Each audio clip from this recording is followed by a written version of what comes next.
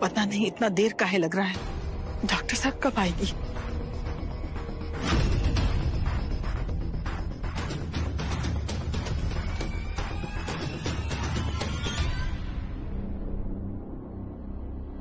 Doctor साहब सब ठीक तो है ना? काजल कैसी है डॉक्टर साहब? हाँ डॉक्टर साहब बताइए ना, काजल कैसी है? भगवान की कृपा से काजल एकदम ठीक है, लेकिन लेकिन का डॉक्टर साहब?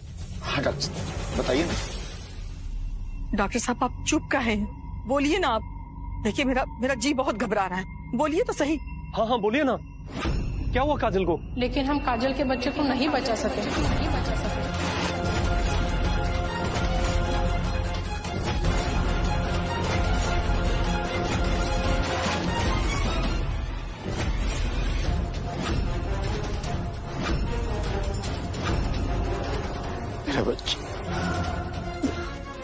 डॉक्टर साहब हम काजल से मिल सकते हैं का? उसे आराम करने दीजिए। लेकिन अगर उसको कोई चीज की जरूरत होगी तो किसको बोलेगी? सुबह तक उसे किसी चीज की जरूरत नहीं होगी, हमने उसे इंजेक्शन दे दिया है, वो सुबह तक होश में आ जाएगी। फिर भी अगर किसी चीज की जरूरत होगी तो आप मुझे कॉल कर दीजिए। रामू काका आप छोड़ के आ जाइए। रुद्र एक बात बताओ, जब काजल गिरी थी उस समय तो तुम उसके साथ में थे ना? तो काहे नहीं बचाए तुमने उसको? क्या तुम भूल गए थे कि वो गर्भवती है? कैसे पति हो अपनी पत्नी की रक्षा भी नहीं कर सके? देखो बेटा, इस समय गुस्सा करने का नहीं है, बल्कि इस समय को तो हम लोग को मिल करके काजल को संभालना है। वो अपना बच्चा खोई है, उसको दिलासा देना है, ना कि आपस में एक दूसरे को दोष देना है। जाओ बेटा तुम आराम करो। रुद्र, अम्मा इस समय काजल को सबसे ज्यादा जरूरत रुद्र की है। रुद्र काजल के साथ रहेगा। लेकिन बेटा सुना नहीं डॉक्टर साहब ने कहा कि कोई भी उसको डिस्टर्ब ना करे, और हम हैं ना यहाँ पर। जाओ तुम आराम करो। माधव बेटा तुम भी जाके आराम करो, हम हैं यहाँ पर। अगर कोई इमरजेंसी होगा ना तो हम तुमको बुला लेंगे। नहीं अम्मा आप परेशान मत होइए, हम यहाँ पे हैं, आप जाइए आराम करिए। लेकिन नहीं बेटा, इस समय में औरतों का होना जरूरी है। अगर काजल को बीच में होश आया, उसको किसी चीज की जरूरत पड़ेगी तो किसको बोलेगी? तुमसे नहीं बोल पाएगी बेटा। जाओ। जी अम्मा।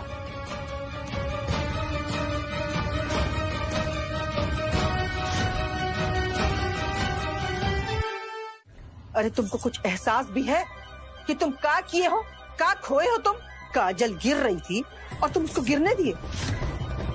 तुम चाहते तो उसका हाथ पकड़ सकते थे, लेकिन नहीं, तुम उसको गिरने दिए। अम्मा सब कुछ इतना अचानक हो गया कि हमको समझ में नहीं आया कि हम करें तो क्या करें। हमको लगा कि काजल खुद को संभाल लेगी, हमको विश्वास था कि वो नहीं गिरेगी, लेकिन गिर गई। जब तक हम समझते तब तक बहुत देर हो गया था। अम्मा हमको माफ कर दीजिए। कौन बात के लिए? काजल को गिरने दिए इसलिए, या अपने ही बच्चा को मरने दिए इसलिए? मानते हैं कि काजल से तुम्हारा ब्याह जबरदस्ती कर दिया गया, जबरदस्ती गले में तुम्हें बांध दी गई, लेकिन उसके कोख में जो बच्चा पल रहा था ना, उसके बाप तुम थे। वो बच्चा तुम्हारा था। दीदी जो हुआ ना अच्छे के लिए हुआ। अब तुम हमको समझाओगी कि क्या अच्छा है और क्या बुरा है? माफ करना दीदी, लेकिन काजल अगर माधव को ब्याह का फोटो दिखा देती और माधव को याद आ जाता, फिर क्या होता? तुम जानती ना होगा कि माधव के गले में भैरव बाबा का दिया हुआ माला है, और माला के प्रभाव से माधव का जो ब्याह चंदा के साथ हुआ है वो माधव को कभी याद नहीं आएगा। लेकिन दीदी हम लोग को सावधान रहना होगा। माधव के याददाश्त को आप कंट्रोल कर सकती हैं। चंदा की अम्मा, चंदा की दादी, वो चुप रहेगी चंदा के कारण, लेकिन जया, कार्तिक, शामू, क्या वो लोग भी भूल जाएंगे बाबा की माला से? नहीं ना। तो आगे हम लोगों को क्या करना है ये बताइए। तुम जानती हो ना हम कौन हैं? हम नीला है, नीला नीला देवी। हर मर्ज की दवा है हमारे पास। माधव का जो श्वेता के साथ नकली ब्याह हुआ था ना, अब उसको असली में बदलना होगा। लेकिन अम्मा ये होगा कैसे? दीदी, आपके दिमाग में कुछ चल रहा है का?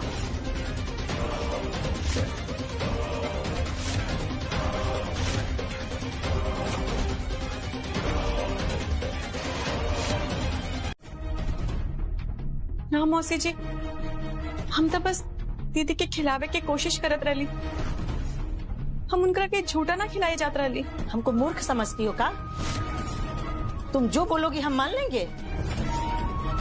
हम सब समझते हैं, अपने घर में अच्छा खाना तो मिलता नहीं है तुमको, और यहाँ पे मिला तो बैठ के ठूस रही हो। मौसी जी, आप एक काम कहते हैं, हम तो बस दीदी के खिलावे की कोशिश। बहस मत करो, हम जो बोल रहे हैं वो सुनो। हम बहस ना करते मौसी जी, हम तो बस इतना।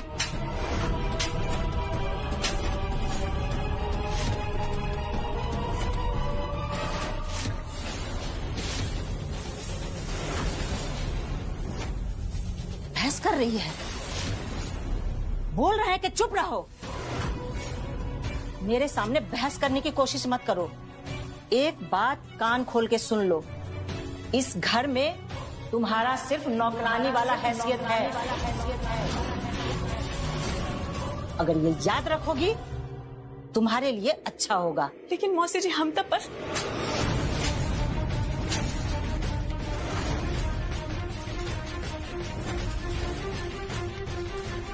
काजल दीदी हमार दुख देख के रो रहल बानी।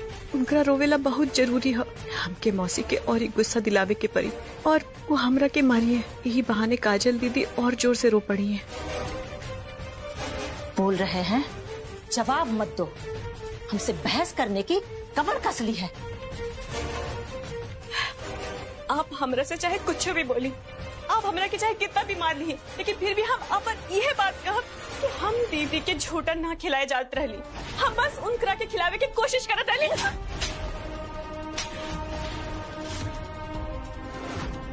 तुमको सुनाई नहीं दे रहा है? क्या कह रहे हैं हम? एकदम चुप। लेकिन मौसी जी, हम हर बार। मौसी जी, हम आपकी कितना बात कह। बस कीजिए, बस कीजिए, बस कीजिए। दीदी, आप बहुत कमजोर है, आराम करिए। अब काहे इस पे हाथ उठा रही है? इस बेचारी लड़की ने आपका काम बिगाड़ा है। हम आपसे हाथ जोड़ के कहते हैं, आप यहाँ से जाइए। आपको हमारी चिंता करने की कोई जरूरत नहीं है।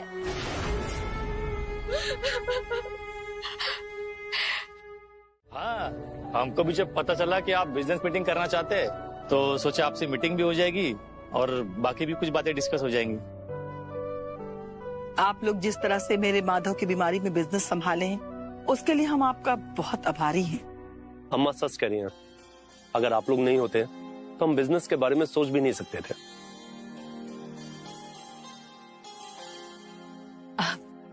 इससे मिलिए, ये है श्वेता, हमरे माधव की पत्नी। नमस्ते। आज हमारा बेटा स्वस्थ बैठा है ना, तो सब इसकी मेहरबानी है। इसकी प्रार्थनाओं की वजह से आज माधव आपके सामने है।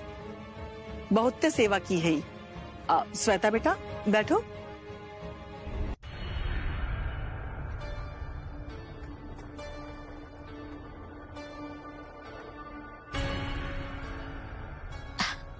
अरे चंदा, वहाँ काहे खड़ी है? आओ इधर। अब मेहमानों को नाश्ता कराओ। देखो, पकौड़े का इंतजार कर रहे हैं मेहमान।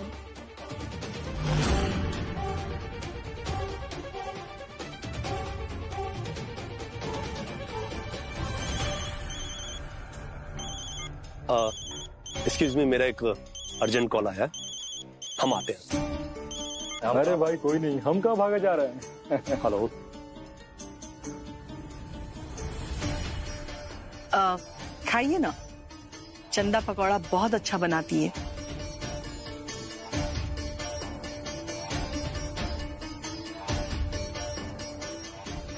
अरे बाप रे बाप, बाप रे, इतना मिर्चा होती। खैर, ये समय काहे बुलाई हो हमको?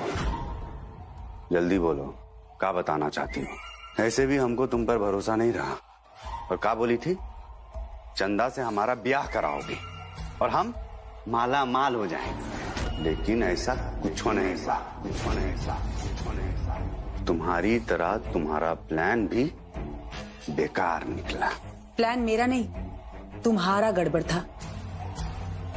जिस लड़के को तुमने भेजा था चंदा से शादी के लिए और वो एंड वक्त पर चंदा से शादी के लिए ना करता और तुम्हारी चंदा से शादी होती, तुम्हारी बहन काजल की वजह से सब गड़बड़ हो गया और तुम्हारा भांडा फूट गया।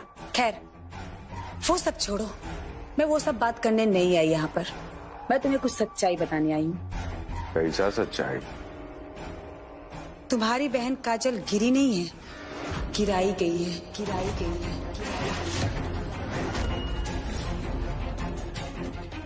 कौन गिराया उसको और काहे? कौन गिराया है ये तुम्हें पता है, और क्यों गिराया है मुझे लगता है ये भी तुम्हें पता होगा। रुद्र, इसका इतना हिम्मत कि हमारी बहन को मारने का कोशिश करेगा? काजल चंदा का सपोर्ट करती है। इस बात से नीला आंटी और उनके बेटे रुद्र दोनों को प्रॉब्लम है। तो बस इसी वजह से दोनों माँ बेटे ने मिलकर काजल को गिरा दिया। एक मिनट, लेकिन ये सब तुम हमको काहे बता रही? आखिर चल का रहा है तुम्हारा दिमाग में? देखो त्रिलोकी, मुझे ना काजल से कभी भी कोई प्रकार की प्रॉब्लम नहीं रही है। इनफैक्ट मैंने उसे हमेशा सपोर्ट किया।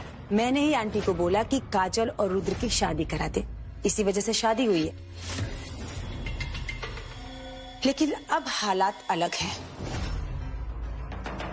मैं भी नीला आंटी के साजिश का शिकार हुई हूँ। उन्होंने मेरा इस्तेमाल किया है। वो बहुत ही सेल्फिश औरत है। काम होते ही ना मुझे भी दूध में पड़े हुए मक्खी की तरह निकालकर बाहर फेंकेगी। लेकिन मैं ऐसा नहीं होने दूंगी। इसलिए मैं चाहती हूँ कि तुम मेरी मदद करो और मैं तुम्हारी।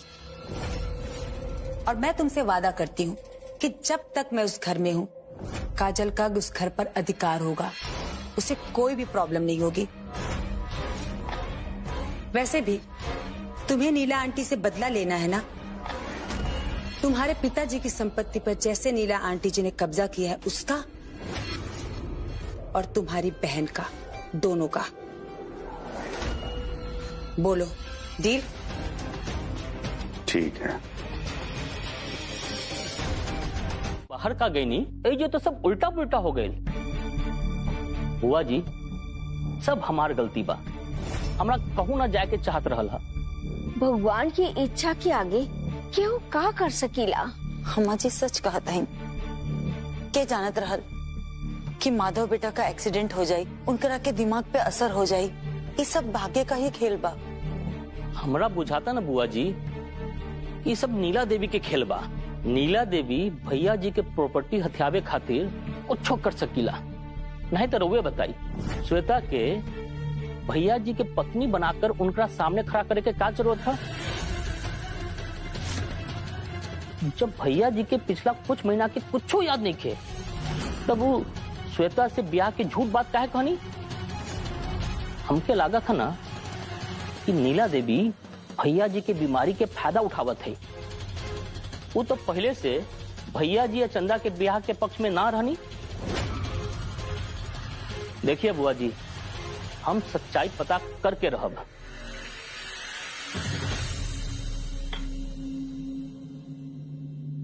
चंदा, तू भैया जी के सब सच सच काहे ना बता देत बारू? अब अभी ना श्यामू भैया, पंडित जी 1 महीना तक हमरा के उनकरा से दूर रह के कहले हवन। अब 1 महीना तक ना हम उनकरा के पास से जा सकते हैं और ना हम उनका के कुछ बता सकते हैं। का गारंटी बा कि 1 महीना में यादें आ जाये? जवाब दा अपने अम्मा के। ये तो आप लोग ठीक कहते हैं। चंदा तो काम करा, तू भैया जी के याद दिलावे के कोशिश करा। डरा जिन नहीं, उनकरा के कुछो ना होई।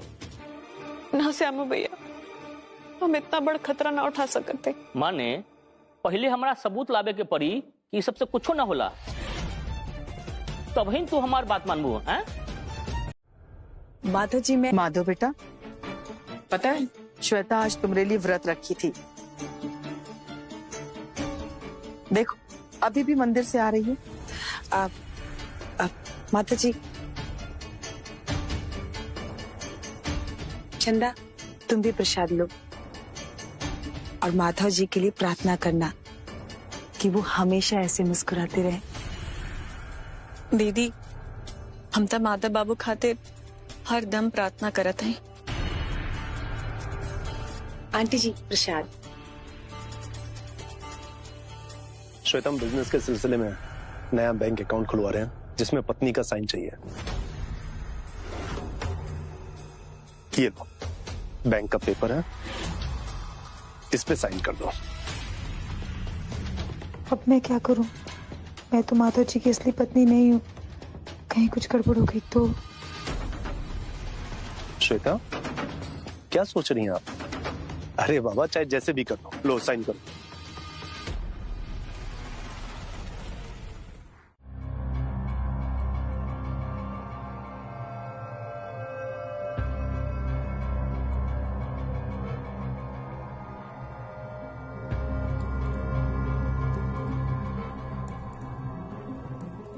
हाय दैया, ये हमारा सिंदूर कैसे दिखाता हूँ?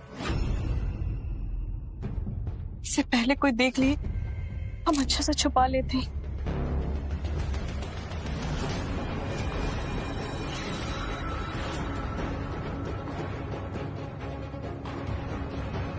चंदा,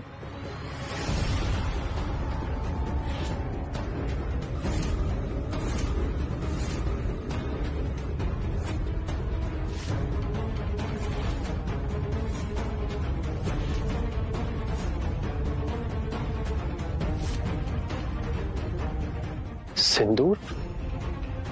तुम्हारा ब्याह हो गया क्या? हमें तो किसी ने भी नहीं बताया। हम बताते हैं।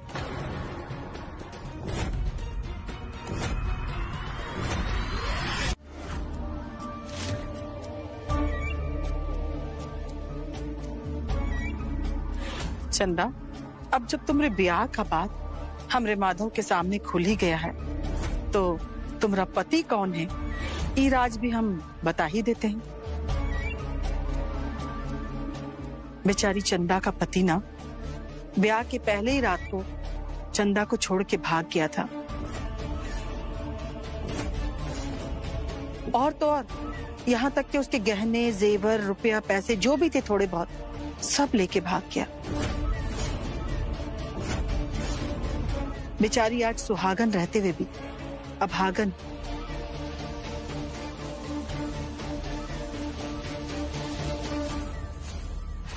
आप लोग ब्याह से पहले लड़का के बारे में छानबीन नहीं किए थे क्या?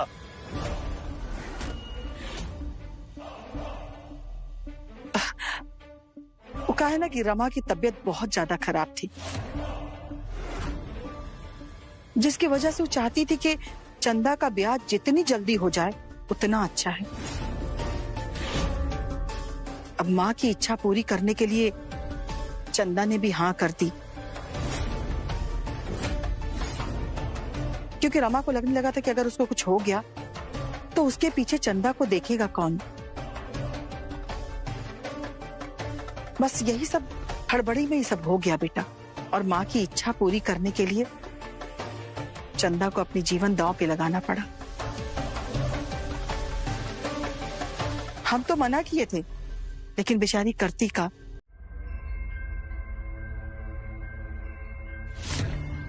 ये देखा, हमने कपड़े में कैसे लगा तानी? एकदम चंदा जैसन खूबसूरत लागत आलू। आज से हम तो क्या चंदा बुलाए।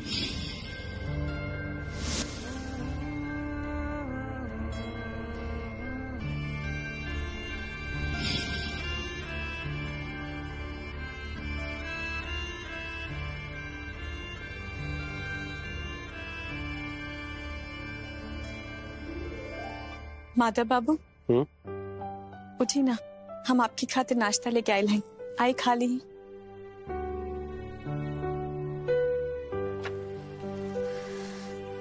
चंदा,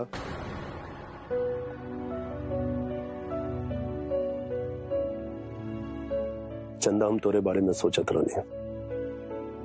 वो का टाइम रहे जब तू हमेशा ये कहत रहलू कि हम ब्याह करब तो सिर्फ माधव बाबू से। हम चाहत रहनी। का माधव बाबू? छोड़ा चंदा, अब ये सब बात पुरान हो गई, कोनो फायदा नहीं है। बाकी एगो बात बताओ हमके, तो शादी भी हड़बड़ी में हो गई और हमरो ये सब तो क्या अजीब नहीं खेला था। अब बेटा, जिसके भाग्य में जो लिखा होता है ना, उसको वही मिलता है।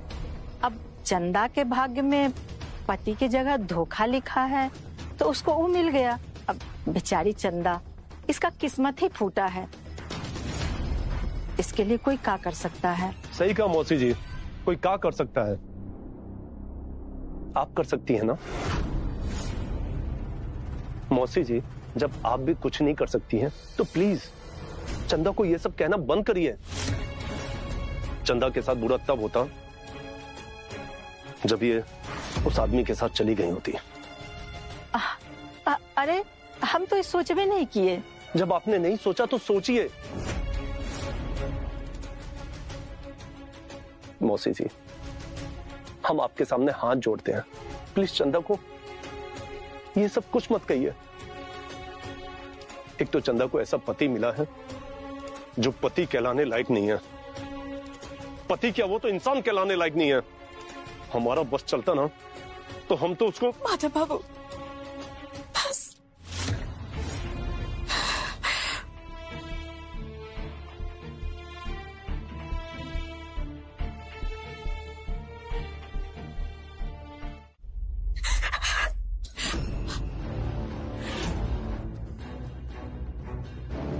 अरे चंदा, क्या हुआ? तुम काहे रो रही हो? हाँ भाभी, क्या हुआ? अरे ना, वो लगा था कि हमारे अखिया में कुछ कचरा चल गई। ला, हम निकाल देते हैं। काजल दीदी ठीक है, निकल गई। चंदा, कुछ और बात है ना?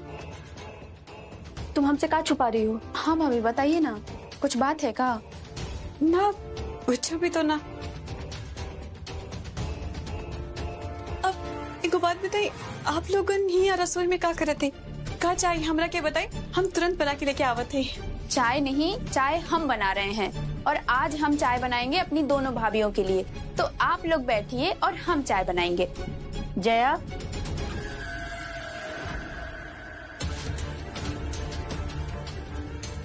पगला गई हो का?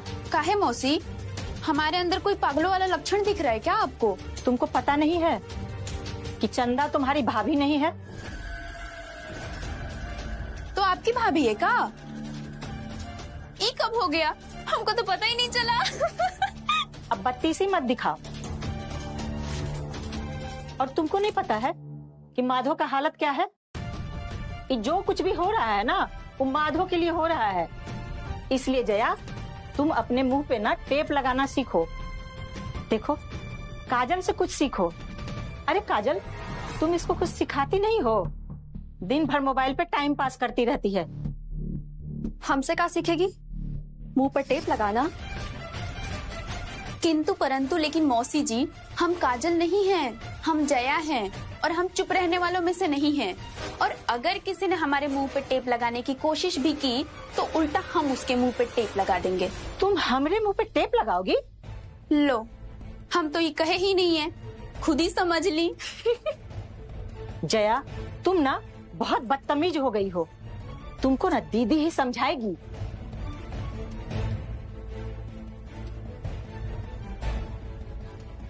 जया, बड़ लोगन से ऐसा बात ना करल जाला। कल को जब आप बियाह करके ससुराल जाए, तो ससुराल वालन का कहियन कि मायके वालन का सिखा के भेजले हवन। भाभी, हम उस सब मैनेज कर लेंगे। लेकिन अगर हम अभी नहीं बोलेंगे ना तो हमको जिंदगी भर सुनना पड़ेगा, जैसे आप सुनती हैं। और आपकी ननद सुनने के लिए नहीं, सुनाने के लिए पैदा हुई है।